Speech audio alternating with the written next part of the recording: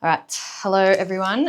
This is a highly requested video around how to strength train for jiu-jitsu and also how to incorporate mobility. So that's kind of my thing. That's what I do, is I incorporate mobility so it doesn't take you all day in the gym into your strength workouts. So I'm going to go over what exercises are going to be best for training to support your jiu-jitsu without burning you out, but while also delivering, progress and what we're looking for. So first of all, let's talk about what exercises aren't good for jiu-jitsu. So basically, what we don't want to be doing is trying to mimic our jiu-jitsu while we're in the gym. That doesn't do anything for our skill acquisition, and it doesn't do anything for our strength or mobility. While it might look like it's pretty smart and a good thing to do, it's really not. So if you're doing your gi pull-ups or doing any sort of movement-based stuff on the floor, that is all fine. However, the movement-based stuff on the floor is probably going to be more considered a skill acquisition, and you're actually practicing the movement of jiu-jitsu itself. It's not going to be building any strength or mobility in those ranges.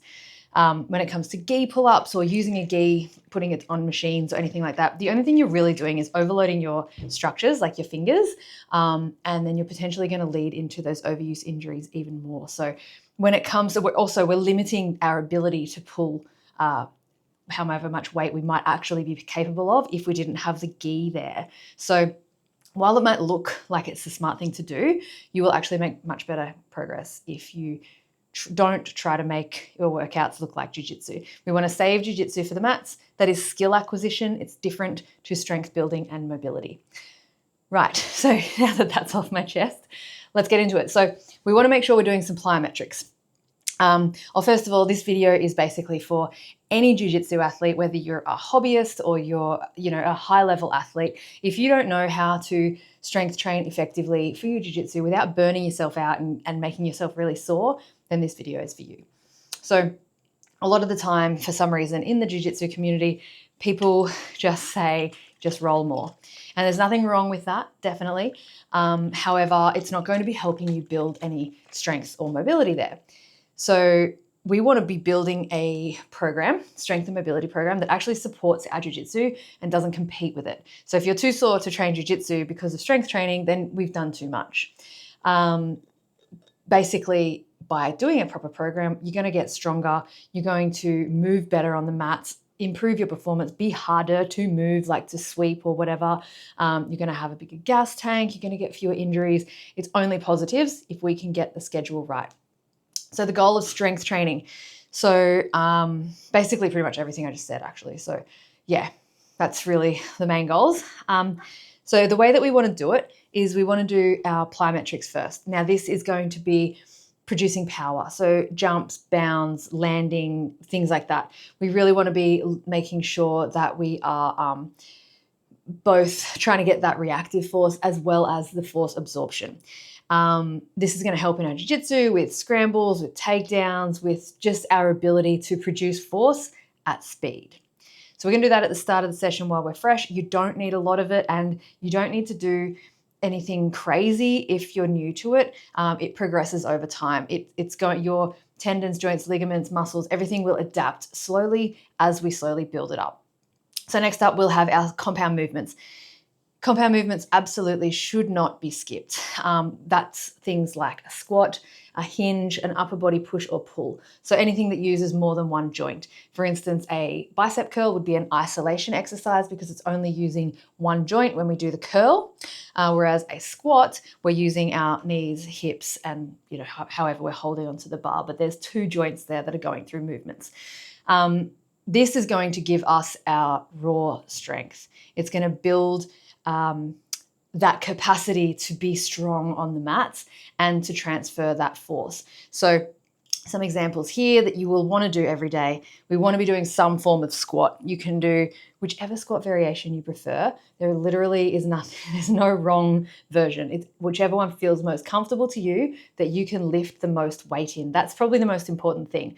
So don't think you have to do back squats just because you see your favorite athlete doing it. Don't think you have to do Zercher squats because they're very popular in the jiu-jitsu community. Do whatever works for you, and that includes machines. So hack lifts, pendulum squat, belt squat, leg press, you get the drift. Anything that's working your legs, that works for you, that you like, that you're strong in, so we can get more weight through your legs, that's the one we want to be doing. Next up is a hinge. This is RDL deadlift, Zercher deadlift, something that our hips are the main mover, so we're using our glutes and our hamstrings. Again, whatever you prefer. You've got Harrop curls, Nordic curls. There's so many things that you can choose from. It's whatever you find most effective. Stick with that one. Then we've got obviously our rows or our chin-ups, pull-ups. If you can't do chin-ups and pull-ups, you'll do rows. Seated row, chest supported row, plate loaded row, single arm row, double row, pendulum row, bent over row. There's, again, many, many options to choose from. I do like to do, of all of these movements, one exercise that's bilateral, meaning using both arms or both legs, and one exercise that is unilateral, so using one arm or one leg. So that could be something like a Bulgarian split squat for your squat pattern, pistol squat, box step up. It could be a single leg RDL, single leg Harrop curl if you're crazy, I suppose. Something that's just only using that one leg. There's many variations of a single leg RDL as well. Single arm row, single arm chest supported row, you get the drift. After that, we're looking at pushing movements. So we've got our horizontal pushing, which is bench press, and our vertical pushing. So we want to be doing one of those each as well throughout the week.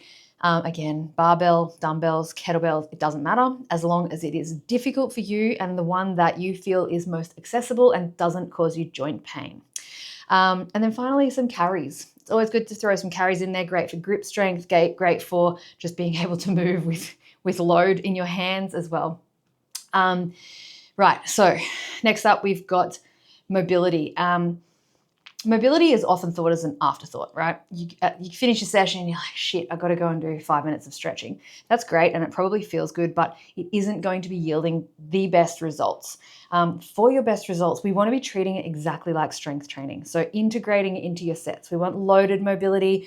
We want static stretching for sure, generally at the end of your session though, whereas loaded mobility can go in the middle, dynamic stuff at the beginning.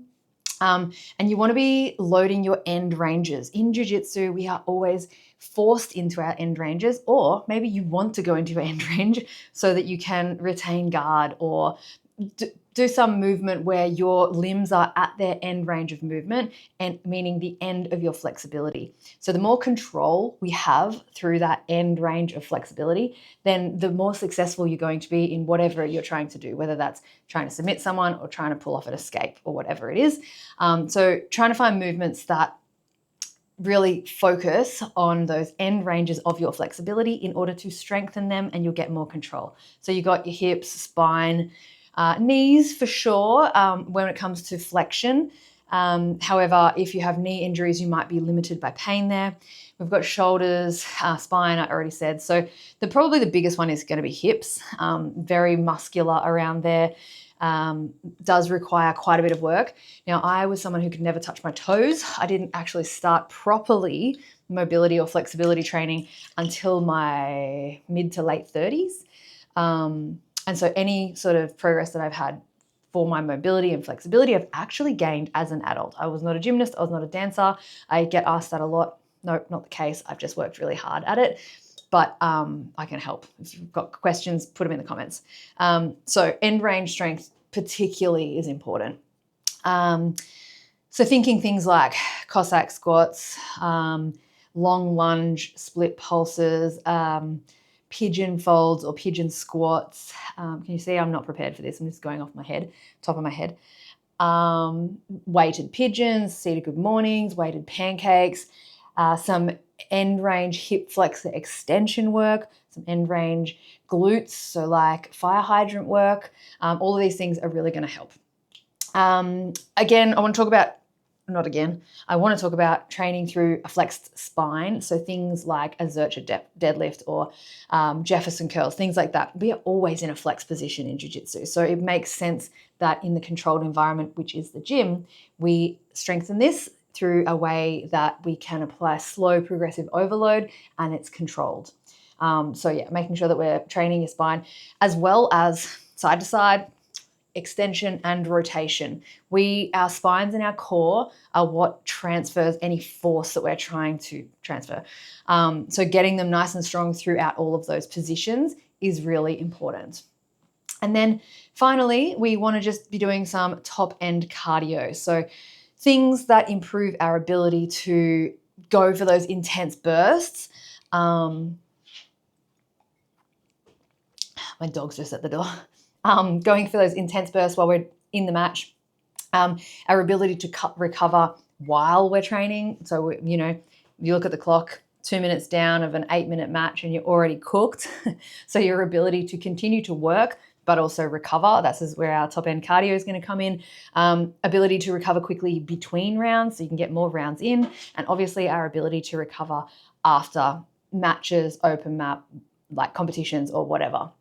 There's a few different ways to train it for sure. The main thing is that we're hitting appropriate intensities and you're recovering appropriately between work periods in order to repeat the hard period. If you're not recovering enough, you won't be able to repeat the hard work period enough and it won't be as effective. So that's pretty much everything. The biggest mistakes that I see people make is too much volume and they just cook themselves and they're too sore to train. They're trying to do CrossFit or powerlifting as well, which can work, or bodybuilding. It definitely can work. You just have to be a bit smarter with it and choose which one is your priority. So if jiu-jitsu is the priority, you may have to pull back a little bit on some of the other stuff and the volume. Not taking a rest day. Oh my gosh, since starting working with the jiu-jitsu community a few years ago, that has been one of the biggest things that I've seen is people not taking a rest day. Rest is literally where you make the progress from all the work you've put in. So please make sure you take a rest day. At least one full day. Nothing. Don't do anything. I dare you to get the lowest possible step count you can. That's our goal here. So just to reiterate, our strength training should make jiu-jitsu feel easier, not harder. You shouldn't be super sore. However, if you're new, you may go through a bit of a period where you are a little bit more sore. That's very normal. We just want to sort of mitigate that as much as we can. We want consistency over intensity, right? So like strength training is the kind of thing that you should be doing forever. So going hard one day and then having 5 days off is not going to be conducive to results. Even if you were to do a little less on the days that you do train and build up that capacity slowly, it will be much more successful. So if you have any questions, leave them below. I have a bunch of free workouts on my app, which is called Ready to Roll. It's strength and mobility for grapplers. But I'm happy to answer any questions you've got down below. I've also got a free strength training guide for BJJ practitioners on my website. So go download that if you like. But otherwise, I hope this has been helpful. And I'll speak to you soon.